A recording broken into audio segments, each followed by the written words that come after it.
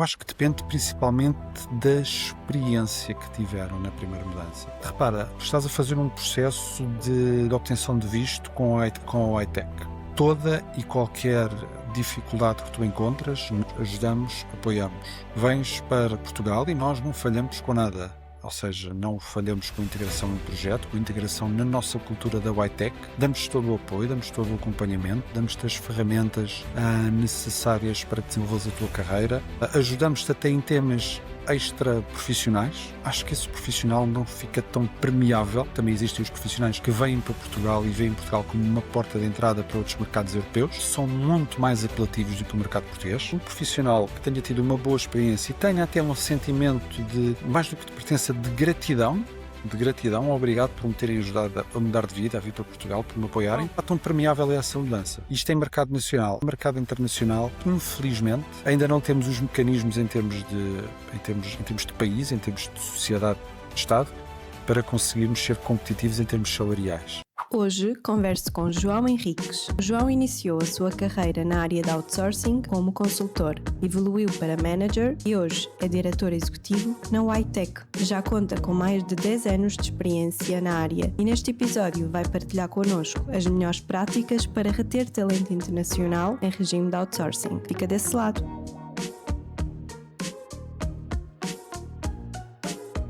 Este episódio é patrocinado por Hector the Headhunter. Se a tua empresa está a contratar, fala com o Hector. Ele vai apresentar-te os candidatos que realmente valham a pena o teu tempo. E se és um candidato que procura emprego, podes acessar hectorheadhunter.com, cria o teu perfil e fala com o Hector. Olá, João. Tudo bem? Serena, tudo ótimo. Obrigada por teres aceito ter esta conversa. Acho que vai ser muito giro. Vou começar por te perguntar qual é o teu percurso nesta área de outsourcing. Como sabes, este episódio vai ser dedicado a isso. Vamos falar sobre estratégias de retenção nesta área especificamente, em outsourcing e de talento internacional. Portanto, eu gostava de saber um bocadinho da tua trajetória, como é que chegaste até aqui. Serena, primeiro que tudo, obrigado por me teres convidado para fazer parte deste teu podcast. Relativamente ao meu percurso, eu comecei como developer, passei em vários projetos e clientes, tanto numa vertente de outsourcing, portanto tenho essa experiência enquanto consultor, mas a minha primeira experiência não foi em outsourcing, foi diretamente no que nós chamamos cliente final, e depois daí é que tive a experiência de ser consultor de outsourcing. Depois, já há mais de 10 anos, o tempo passa, é curioso, fui convidado a assumir uma posição mais ligada a management, e aí vi o outro lado do outsourcing, da gestão de clientes que contratam esta tipologia de serviços de IT, e também gerir, uma consequência natural, consultores que estiveram na posição onde eu estive. E já lá vão 10 anos. E não tenho a certeza, geri, portanto, consultores, tanto talento nacional como talento internacional. Já há mais de 10 anos. Já há mais de 10 anos. Já é nesse tempo. Já levas aí Fizeste-me refletir agora. Já levas uma boa bagagem de conhecimento, não é? Olha que giro, eu não sabia que tu tinhas sido developer. Não sabia que Fui tinhas começado developer. assim. Que giro, está bem. E olha, durante esse percurso, trabalhaste com pessoas de fora também? Pessoas estrangeiras, talento Sim, internacional? sim, de várias nacionalidades. Inicialmente e maioritariamente perfis PALOP, do Brasil, mais especificamente, Do Brasil. pela proximidade linguística e até cultural, mas, e até enquanto consultor, cheguei a trabalhar com um DBA que era nepalês. Portanto, eu acho que sempre trabalhei muito ligado a esta cultura que agora se vive, que está muito mais presente na nossa realidade do dia a dia. Eu já a vivi, mesmo na vertente de consultoria, portanto, quando desenvolvia. Mas sim, já trabalhei e geri talento internacional e estive envolvido em vários processos de visto, alguns deles contigo. Acho que podemos fazer aqui o disclaimer, nós já trabalhámos juntos. Sim, Ahm, Portanto, também estou acostumado e tenho experiência na vertente de atrair talento internacional para vir aqui para Portugal. boa, ainda bem, porque é mesmo disso que vamos falar. Olha, já foi há quanto tempo isso que começaste a trabalhar com pessoas de fora? As primeiras experiências? Eu lembro-me perfeitamente do primeiro processo de visto que fiz e ainda falo com o profissional em questão. Desenvolvemos aqui não digo uma amizade, mas uma relação de proximidade. Esse processo foi iniciado no final de 2017 e ele chegou em abril de 2018, se não estou em erro. Portanto, já lá vão quase 10 anos. E naquela altura ainda era assim um bocadinho. Navegava-se um bocadinho à vista.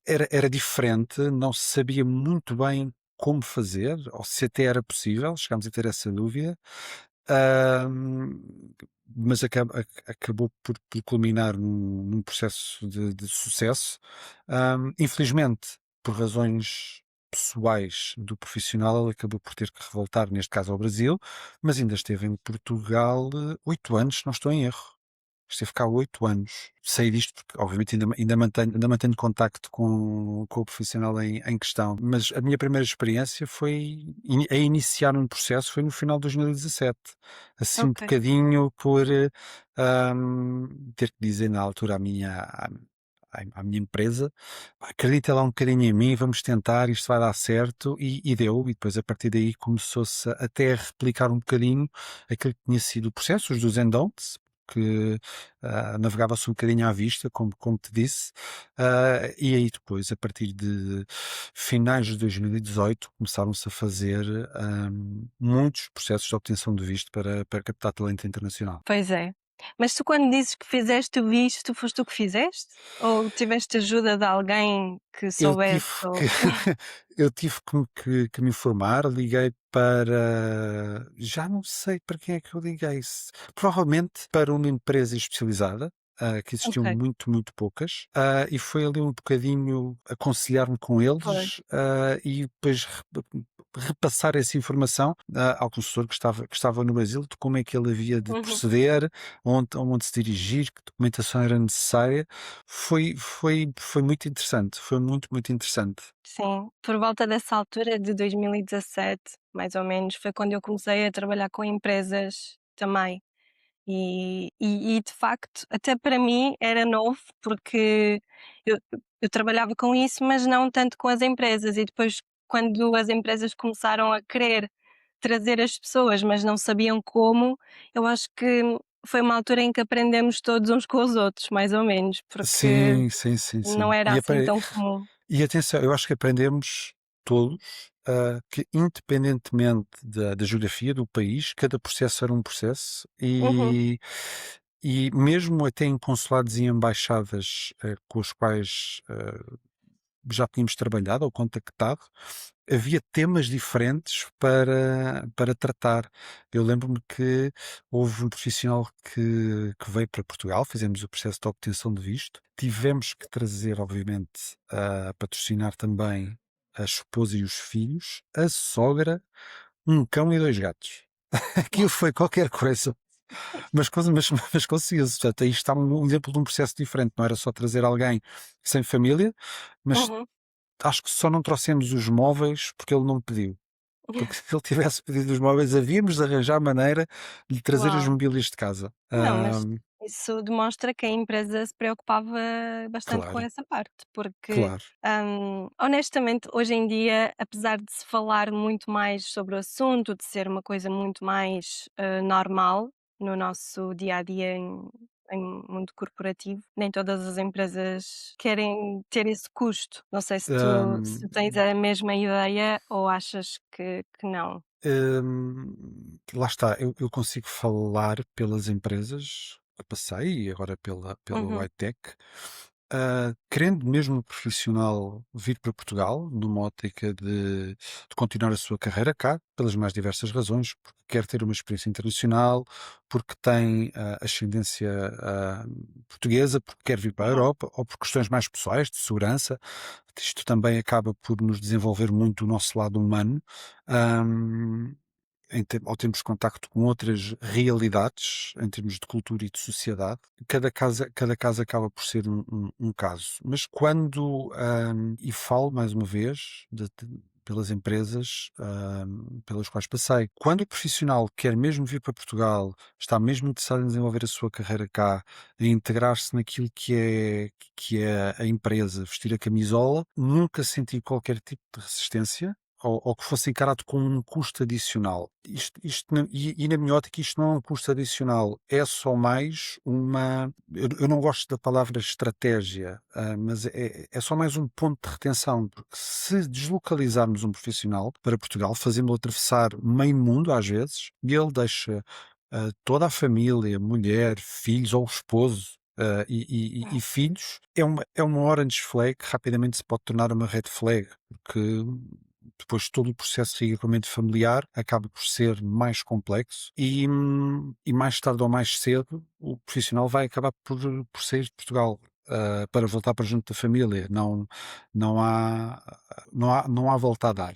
Acho que Pois. estamos a lidar acima de tudo, com pessoas que têm as suas raízes, as suas famílias, muitas vezes do outro lado do mundo. Portanto, acho Uhum. que não deve ser, acho não, tenho a certeza, não deve ser encarado como um custo, mas deve ser encarado como um investimento, honestamente. Eu concordo contigo. Antes pensassem todas as empresas dessa forma. Sim. Concordo a 100% contigo. E relativamente a esse ponto de retenção que falaste, Uhum. achas que um profissional que já esteja aqui é mais difícil de reter do que uma pessoa de fora ou vice-versa? Vês alguma diferença quando falas em retenção? Honestamente, não. Honestamente, não. Hum? Com uma pequena nuance. Um profissional que não conheça o nosso mercado poderá ser mais difícil de reter. Quando chega a Portugal, acaba por ter muito mais empresas e consultoras a abordá-lo, porque acabou de chegar a Portugal e acaba por ser um deslumbre, e eu aceito e compreendo que é uma mudança de país, não é simplesmente uma mudança de empresa, é uma mudança de país, é uma mudança de vida. E digam o que disserem, a componente financeira importa, e principalmente no primeiro ano, que é o ano de adaptação, hum, essa componente financeira é muito importante. Portanto, tirando essa pequena nuance, eu não considero que a retenção de um profissional português, ou que esteja em Portugal Uhum. há muitos anos, seja mais difícil que um profissional que esteja cá há 2, 3 anos. Não vejo grandes diferenças Sim. de retenção ou dificuldades de fazer a retenção. Portanto, na tua opinião, tanto é possível que uma pessoa de fora fique mais de 12 meses na empresa à vontade, tal como uma pessoa daqui ficaria. Sim, sim, Normalmente sim. não há essa coisa de saírem antes dos 12 meses. Posso-te dar aqui alguns exemplos que temos aqui na Whitec. Temos profissionais que chegaram a Portugal já com o visto, estão na Whitec e estão na Whitec há 2, 3, 4 anos.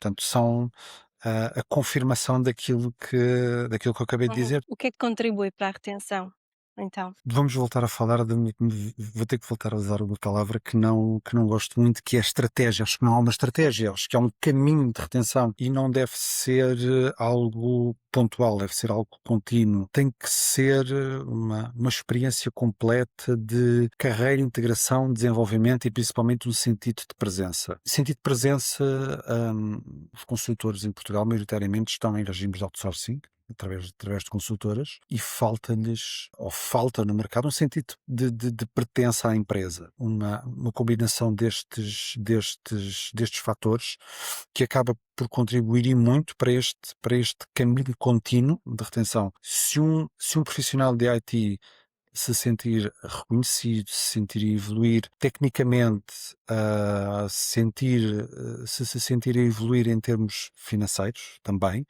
sentir o seu trabalho reconhecido, e tiver este sentimento de pertença, acredito mesmo que a retenção acaba por ficar mais facilitada. Mas é um trabalho contínuo, principalmente de comunicação, completamente, que tem que ser absoluta e completamente transparente de parte a parte. A retenção não é algo unilateral, tem que ser bilateral, na minha opinião. A empresa tem que ter mecanismos contínuos para que essa retenção seja bem sucedida, mas o profissional também tem que estar aberto a dar-se a conhecer e a conhecer a empresa que ao final do dia representa. Acho que é Uhum. aqui uma conjugação de vários fatores. É uma pergunta muito, muito densa e muito complexa.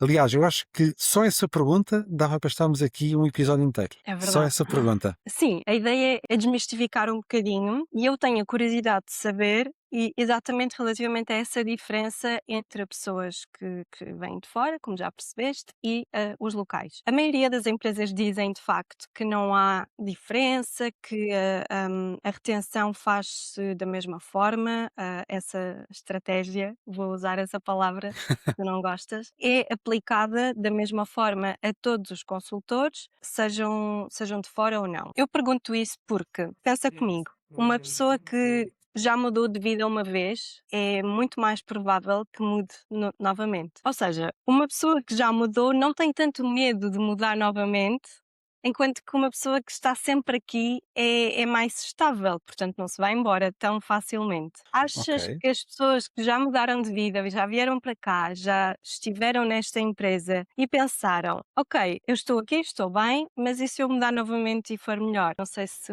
estás a acompanhar e se concordas, podes não concordar, claro. Não, não, concordo, concordo. É normal, acho que faz parte do nosso mercado, consultores terem várias propostas e serem abordados, diria, numa base diária.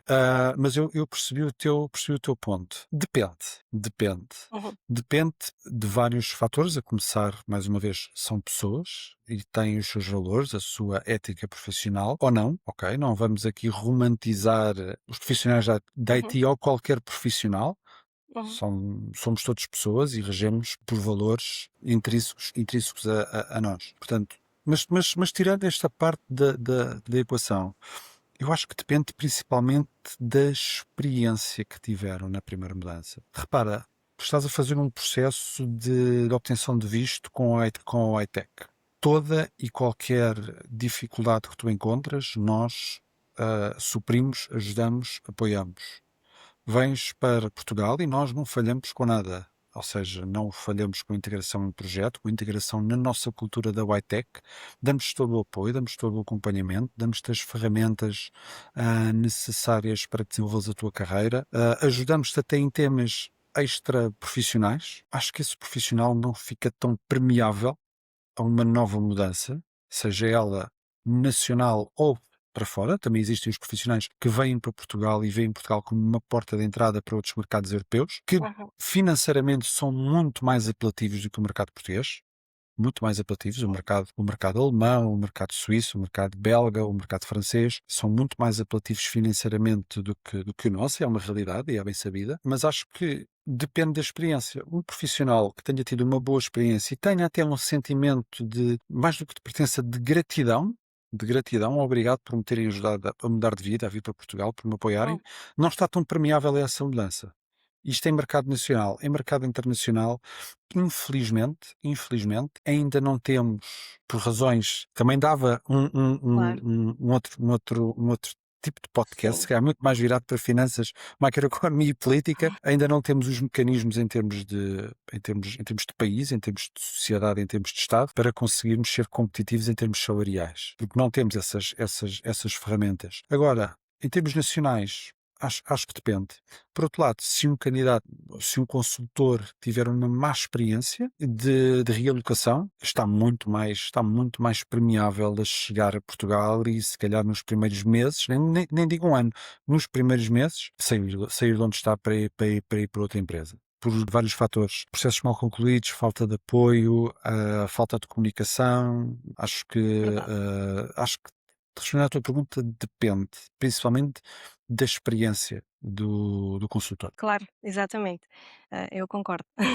Há uns meses atrás estava a falar com uma recrutadora e ela dizia-me que antigamente, não há muito tempo, pá, mais ou menos há uns 3, 4, máximo 5 anos atrás, profissionais de TI, antes das entrevistas e tudo mais, Uhum. a primeira coisa que perguntavam era quanto é que me vais pagar para ver se a minha mudança vai valer a pena. Porque eles tinham esta convicção de que as empresas precisam muito deles, que existe uma falta de talento gigante na Europa e que, pronto, se me queres a trabalhar na tua empresa, diz-me quanto é que me vais pagar para eu ver se vale a pena a minha mudança ou não. E ela dizia que hoje em dia já não é assim. Também dizia que as empresas hoje em dia estão a deixar de fazer esses apoios Uhum. para a integração, para que a pessoa também se sinta, tenha a sua cota parte de responsabilidade. Tu achas que isso está mesmo a acontecer? Não, eu acho que o grau de exigência até aumentou, porque o mercado, sim, porque o mercado, assim, o mercado acaba por exigir, Uhum, e até notamos isso em conversas com clientes, já não é qualquer profissional, de IT, que ingressa num projeto, tem que dar provas. Tem que dar provas, testes técnicos, validações técnicas. Há cada vez mais fases de validação, tanto internas, aqui não IT, como depois com os próprios clientes. Agora, voltando à questão que me colocaste, dizem que é um tema tabu e que não se pode falar dele, salários e tudo mais. Temos uhum, agora a nova normativa europeia, que ainda não foi promulgada em Portugal, está em revisão, e a própria Suécia vai apresentar uma moção para que seja revogada esta medida. Mas sempre foi um tabu, havendo ou não sempre. esta legislação. Eu não Uhum, considero um tabu. A componente salarial é algo importante e é base, da nossa vida. Tendo a concordar com o que me expuseste, com o que a Recruta uhum, expôs, se calhar o que começou a acontecer, não querendo generalizar, eu costumo dizer que pelos pecadores pagam os justos. Provavelmente as provavelmente. empresas começaram a ter más experiências, ou seja, a patrocinar vistos, voos e até aluguer de casa no primeiro mês para o profissional depois simplesmente sair, ou seja, nem se fez o turnover de investimento. Uhum, sim. Concordo. Acaba por também responsabilizar um pouco o profissional. Ok, nós ajudamos no processo de obtenção de visto, ajudamos também na obtenção do número de identificação fiscal, número de segurança social, até temos aqui parcerias com entidades bancárias para ter depois uma conta em Portugal, mas o voo e o alojamento é por tua conta. Acho que o mercado evoluiu ou está-se a posicionar nesse sentido, numa ótica de responsabilização, mas isso advém das experiências que as próprias empresas passaram. Porque eu não tenho os números, certamente saberás muito melhor que eu, mas de há 10 anos para cá devem ter sido umas dezenas de milhares de profissionais de IT que vieram para Portugal. E Uhum, em dezenas de milhares de profissionais de IT existiram muito boas experiências para ambas as partes, candidatos e consultores de empresas, como houveram más experiências para ambos os lados.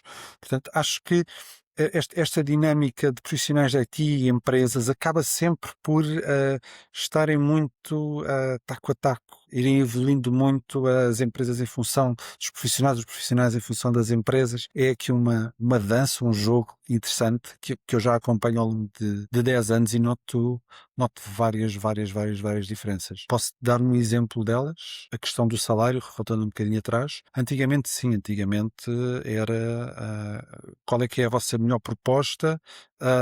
Eu quero é mudar-me pela componente financeira. Hoje não. Hoje é completamente diferente. Ok, a componente financeira é importante, mas acho que há uma preocupação muito maior dos profissionais de IT em saberem o que é que o projeto lhes consegue proporcionar em termos de evolução. Nós, de há 10 anos para cá, começámos a ter paradigmas de desenvolvimento de software, por exemplo, Começamos com o Model View Control, passamos por uma ótica de microserviços, já temos micro-frontends, já temos processos completamente automatizados, depois veio a questão de DevOps, toda a questão da cloud, o DevOps começou por ser uma metodologia, agora é uma posição, mas dentro de DevOps já tens DevSecOps, FinOps, já tens Cloud Engineers, SREs, Platform Engineers.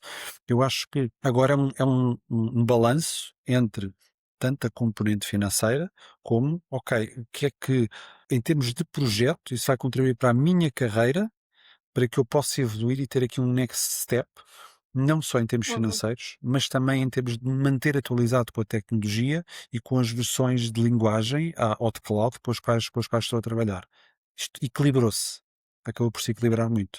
Sim, eu também acho que quem vem para Portugal acaba por, se calhar, fazer uma pequena pesquisa antes de vir. Sabem perfeitamente que os Sim, sim. salários também não são os salários que mencionaste há pouco dos outros países da União Europeia e também não podem esperar que sejam. E eu acho que, se calhar, acabam por dar valor, não sei, se calhar mais à cultura da empresa, se bem que aqui nesta questão do outsourcing eu não sei muito bem a cultura da empresa que os contrata ou é a cultura da empresa do cliente, se calhar é um pouco das 2 que acaba por fazer, alguma diferença, na retenção da pessoa. Sim, é um pouco das duas, sendo que a cultura da empresa que os contrata, da consultora, deve pesar muito mais, porque é sobretudo uma relação de confiança.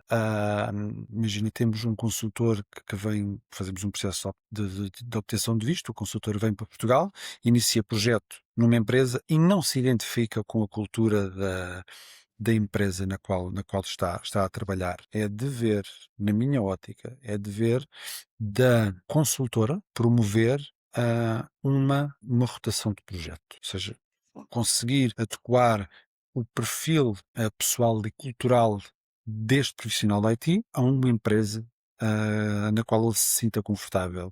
Porque se não o fizer, vamos voltar atrás na conversa. Vai Uhum, sair, vai acabar por. Não se vai conseguir reter o profissional. uhum, Porque o que é que ele vai sentir? Eu também senti isto, mas tive a sorte de ter estado numa empresa enquanto consultor e tive a sorte dessa empresa ter esta filosofia. O que é que o profissional vai sentir? Ok, eu não me sinto bem a trabalhar nesta empresa, mas o meu ponto de apoio, a minha âncora, que me trouxe para Portugal, também não me resolve o problema. Então, se a minha própria empresa não me resolve o problema, há dezenas no mercado que me vão resolver o problema de certeza. Tem que haver um fit cultural, portanto, na empresa, mas também na consultoria da consultora deve pesar mais. uhum. Nós somos responsáveis pelos nossos. A verdade é essa. Olha, e eu acho que isso é se calhar um ponto benéfico para o outsourcing, para as empresas que trabalham no outsourcing, porque conseguem fazer isso, não é? Um consultor não está bem num projeto, consegue se calhar de Sim. alguma forma alterá-lo. Não sei se é fácil ou difícil, não sei, como é que é a Cada logística caso, disso. cada caso é um caso. Uhum, Cada caso é um caso. Eu acho que o outsourcing passou por um período quase que já não estamos a passá-lo, mas passou por um período, era quase visto como havia uma demonização do outsourcing. um vilão. É o vilão, o outsourcing. Sim. Se nós pensamos, e visto se calhar holisticamente, tudo tem que ver com experiências. Se calhar sim, poderia haver uma franja de consultores e de profissionais que tiveram mais experiências. Mas se formos olhar com mais a pormenor e refletirmos um pouco, em termos de evolução e de experiência, se calhar o outsourcing é um modelo para profissionais de IT que mais sentido faz até para lhes saciar a curiosidade. 2, 3 anos na área da banca, depois passam para uma fintech, depois passam para uma seguradora, passam para uma área de telcos, regressam a uma área da banca, podem estar inseridos em nearshore num projeto internacional. Portanto, em termos de experiências de vários setores de negócio, de vários desenvolvimento mesmo de produto, de software, acaba por lhes enriquecer muito o currículo, a experiência e também enriquecê-los enquanto pessoas, enquanto profissionais. E tudo isto Claro. conseguem fazê-lo estando numa consultora. O outsourcing é sempre assim, não é? É sempre projetos curtos ou existem projetos, Não, não, não, sei não, lá, não. de Existem não, projetos. Não, isto, lá está, é uma das misconceptions é. do outsourcing, do time and materials. Não, não são, e cada vez se está a notar mais. É muito, muito mais raro vermos projetos a 3, 6 meses. Tipicamente Uhum, são projetos que eu costumo dizer ad eterno. Enquanto o profissional se sentir a evoluir, se sentir bem naquele projeto, o modelo mantém-se e continua. E muitas vezes o que acontece é dentro do próprio projeto, da própria equipa, há uma evolução. Eu tive vários casos de profissionais, de consultores, que iniciaram como developers e acabaram uhum. como tech leads dentro do mesmo projeto. A palavra outsourcing em IT já não está associada a algo temporário, já não está mesmo. Ok, ainda bem, ainda bem. Sim. Obrigada por esclareceres. Eu acho que existe muito essa concepção errada do que é outsourcing, exatamente. Voltando ao talento internacional, achas que existe mesmo essa falta de talento em Portugal? Estou a falar de talento, vamos supor, da tua área. Tu tens dificuldade em encontrar pessoas? Sim, sim, tem. O nosso mercado está subdimensionado, ou seja, existem muitas oportunidades, há muitos projetos a serem desenvolvidos e muitos projetos em pipeline nos mais diversos setores. Não temos é profissionais suficientes para os desenvolver. Há uma escassez de talento em Portugal e na Europa, generalizadamente, e até arrisco-me a dizer, nos Estados Unidos. Os Estados Unidos já começa a captar talento no Brasil. Já existem muitos profissionais que estão no Brasil a trabalhar remotamente para os Estados Unidos. Há uma escassez de talento generalizada, em Portugal e nos Estados Unidos. Obviamente que eu já fiz várias pesquisas e já falei com algumas pessoas também sobre isso. Ainda existem algumas pessoas que não concordam com isso. Eu gostava de gostava de saber a tua opinião sobre isso também. Há uns tempos ouvi uma entrevista de uma pessoa que também trabalha na área da imigração. Uhum. E ela estava a dizer que se nós trouxéssemos todos os profissionais de TI da Índia, conseguíamos suprir a nossa falta de talento na Europa inteira. Eu fiquei a pensar, meu Deus, mas Ok. quantas pessoas é que a Índia tem e quantos talentos, quantos profissionais de TI é que eles têm? Eu nunca cheguei a ir ver exatamente qual é que era a dimensão, mas isso significa que realmente existe aqui uma escassez de talento. Eu gostava muito, não tenho noção. Depois envia-me essa entrevista. Estou Está bem, curioso. Deixaste-me curioso sim. com essa afirmação. O que é que achas que leva as pessoas a virem para cá? Eu há uma diferença que noto de uns anos para cá. Antigamente, éramos nós, empresas, que íamos tentar captar, talento fora, Uhum, abordávamos e perguntávamos diretamente se estavam interessados em fazer um processo migratório e uma eventual mudança para Portugal. Hoje em dia é o inverso, são os candidatos que vêm ter connosco, são os profissionais da IT que vêm ter connosco. As razões para as quais eles estão abertos a esta mudança. Daquilo que é a minha experiência, todas e mais algumas. Porque querem ter uma experiência, na Europa, em Portugal, uhum. porque algo coisas mais simples. Estive já 2 vezes de férias em Portugal, adorei, sempre sonhei, me via e imaginei a trabalhar aí. Válido. Razões pessoais e de insegurança, principalmente de insegurança e de falta de, não digo de condições de condições financeiras, porque em muitos países os profissionais de IT são pagos acima da média e têm vidas Uhum, confortáveis, mas por razões, de segurança e de sociedade não conseguem usufruir de uma vida plena. Então preferem vir para Portugal para ter esse sentimento de segurança e de viver com uma vez um profissional me disse, viver com um V muito grande. uau. E isso é notório porque me dizem, eu em Portugal consigo andar com o telemóvel, na rua na mão, eu posso levantar dinheiro, eu posso andar Pessoas de do noite na Brasil, não é? rua, do Brasil e Mais. não só, já há outras geografias que também, sim, Brasil e América do Sul, mas Uhum. sim, há uma realidade muito, muito, muito presente, essa insegurança nesses países. E há profissionais que são honestos e lá está.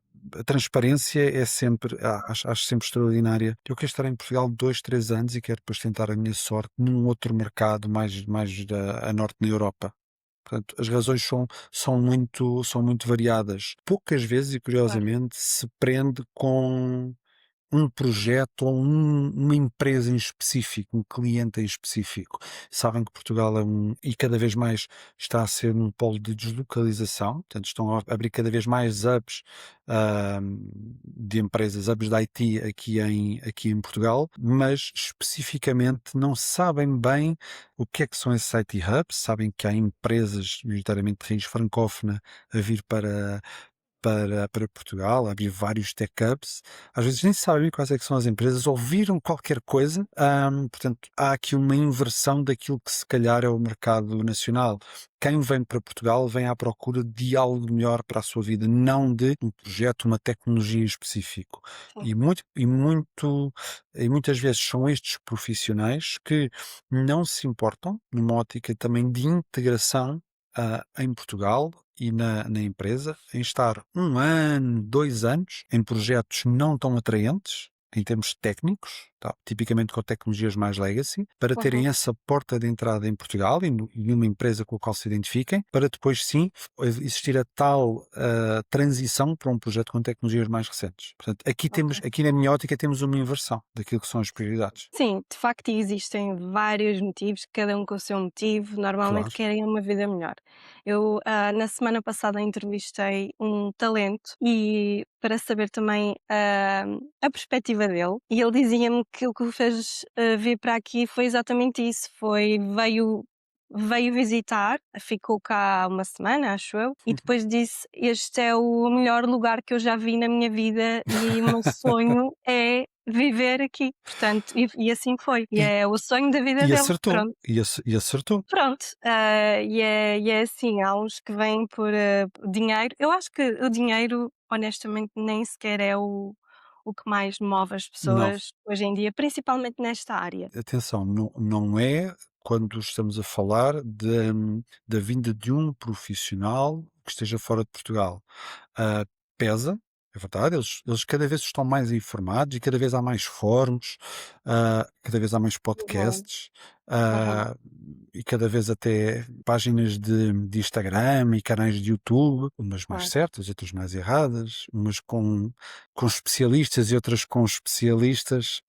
Eles cada vez estão mais informados daquilo que são mais ou menos as ranges salariais praticadas em Portugal para profissionais da IT, dependendo, obviamente, da tipologia de perfil, anos de experiência, tecnologias, etc. Portanto, eles cada vez estão mais informados.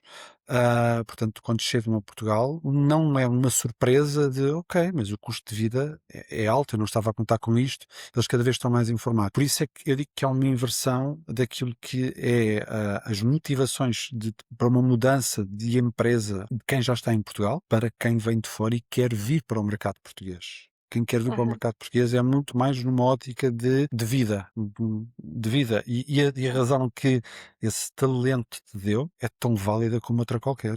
E ele tem razão no que diz, é fantástico, isto é verdade.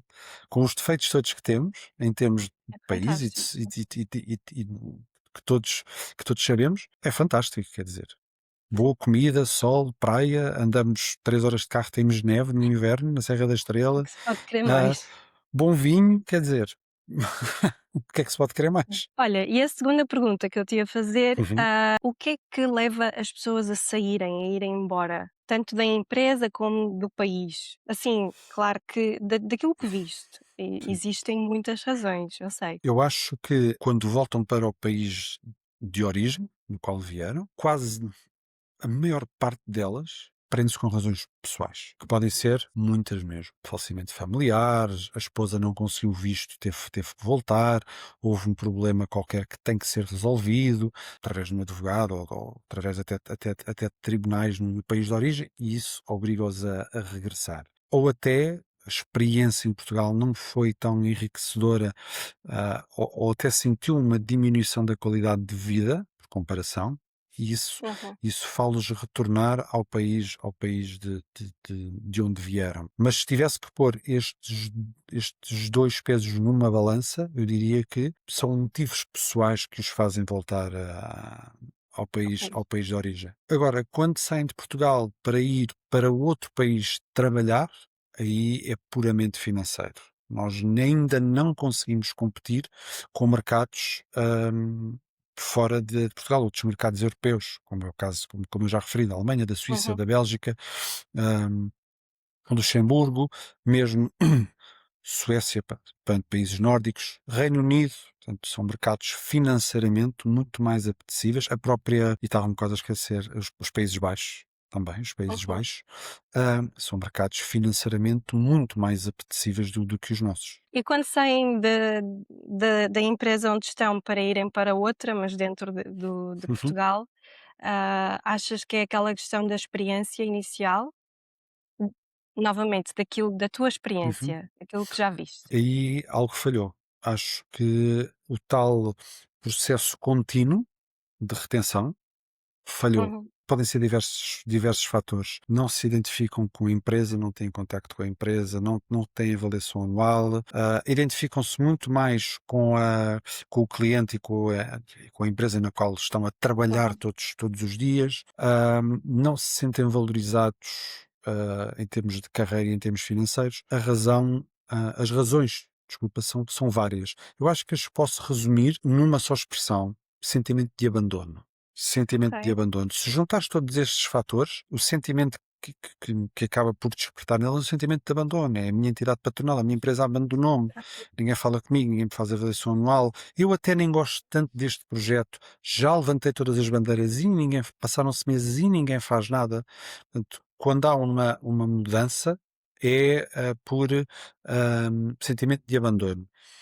Obviamente que o mercado é competitivo e também existe a questão financeira, mas eu acredito e a minha experiência diz-me, porque já passei por isso, se houver uma transparência em termos de comunicação, ok, nós não conseguimos chegar a esses valores, fizemos uma avaliação anual, não conseguimos chegar a estes valores, o que conseguimos é isto. Existe uma transparência, uma boa fé.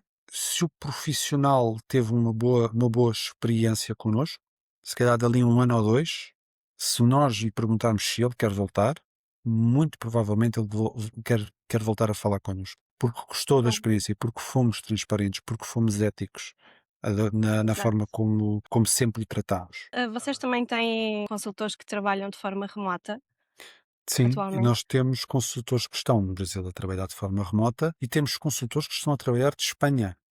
Temos consultores em Espanha a trabalhar de forma remota. Ainda é uma prática comum ou achas que está aos poucos a morrer, entre aspas? Está a morrer. Eu peço desculpa aos profissionais que acreditam que o remoto veio Uhum. para ficar, não veio. São cada vez menos os projetos e as empresas que permitem que profissionais sejam a trabalhar de forma remota. Remota fora de Portugal. Uhum. Ah, trabalharem de forma remota de Portugal também começa a ser raro. Ultrapassada a pandemia, que todos nós conhecemos, vivemos, todos temos histórias fantásticas de como foi viver em pandemia, agora que está normalizado, ou que se está a normalizar, são regimes híbridos. Eu noto que cada vez mais há uma volta ao escritório. De antes Uhum. era aqueles regimes híbridos de uma, duas vezes por mês, e já estamos a começar a entrar em regimes de 2, 3 vezes por semana ou naqueles regimes 50-50. Eu acho que Sim. tem sido a tendência e nos próximos 2, 3 anos vai ser um regime mais normal. Se eu tivesse que pôr isto se calhar em números, em 20 projetos, 18 vão ser híbridos nestes regimes, 2 vão ser full remote ou quase full remote, que é aquele chamo de aquele híbrido muito leve, que é, Sim. podes estar remote, mas se te chamarmos para vir ao escritório para teres uma reunião, tens que vir. As empresas com as quais eu trabalho, tenho visto isso a acontecer imenso, quando me dizem que o consultor não pode começar a trabalhar Sim. remotamente. Então, eu aí já percebo, é porque antigamente pronto, não vou dizer antigamente, é desde a pandemia, que não é antigamente, foi há pouquinho tempo. Durante a pandemia, depois havia aquele tempo em que dava para o consultor começar, por exemplo, a trabalhar no Brasil ou a partir do país onde ele Sim, estivesse. Durante aquele tempo tratávamos do do processo de visto. visto e Quantos, tudo. quantos, quantos desses fizemos, Serena? Os dois. Fizemos Fizemos, muitos, fizemos muitos desses, que o consultor começa a trabalhar remotamente enquanto o processo de visto decorre e depois mas eu ah, notei que parou parou. rapidamente, É parou verdade. assim do Sim, nada. Não sei sim. quais é que foram os motivos exatamente. Porque é que tu achas que os clientes deixaram de querer isso? O facto de estarmos a trabalhar remoto temos que estar, temos que ter um sentido de responsabilidade muito grande. A verdade é que não temos ninguém ao nosso lado a controlar é uma palavra muito forte, mas a verificar se estamos a trabalhar, se não estamos a trabalhar, Uhum, se estamos no computador ou não. Eu acho que o que aconteceu, lá está, mais uma vez, pelos pecadores pagam os justos.